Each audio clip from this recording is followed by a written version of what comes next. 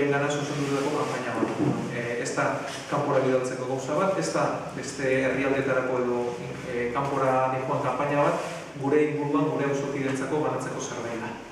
Orduan, Gurutze Gorriak prestatu ditu garbiketa produktuak, iruditzen zaigulako oinarrizko beharra izan badala, eta askotan ez gara hortaz gogoratzen, erropaz gogoratzea janaz, etxe bizitzaz gogoratzea, ez eta bizarriagoa dan, baina ez gara gogoratzen askotan garbitasunaz.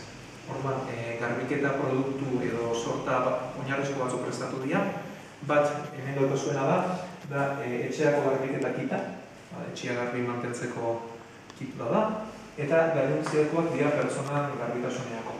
Bada bat familiantzako, beste bat emakumezkoentzako zuzendutakoa, beste bat gizonezkoentzako, da bakarrik bizi diren pertsonantzako dira, bai emakumezkoak, bai gizonezkoak, eta azkena, beste bat familiko bat egokituko zaile, eta azkena da aurrantzako garbiketa kita.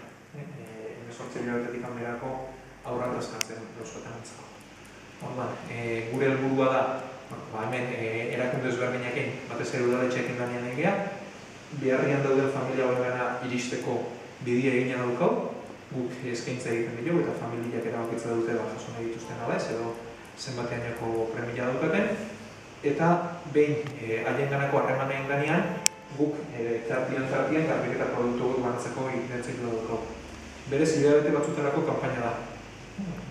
Lortzen ditugun baliabidean arabera, denbora luzatuko duen kanpaina bada, intentzio egin nuke aldala 6 hilabetez luzatzea, baina ikusiko dugu zenbateaneko baliabidean lortzen ditugun. Eta hortik dator herritarrenganako deia. Hauek, ez dira produktu garestiak, baina beste familia izan da, azkenean hortarako dirua behar dugu.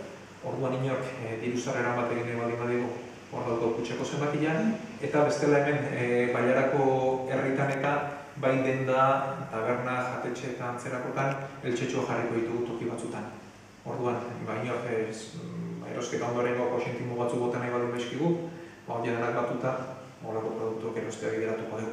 Berriz ere gogoratuz gure inguruko jendeantzat dela. Gure eskatzeko bat izan diteke, neron izan diteke, kalian pasaren ikusten duzun pertsona hori izan ditekelako.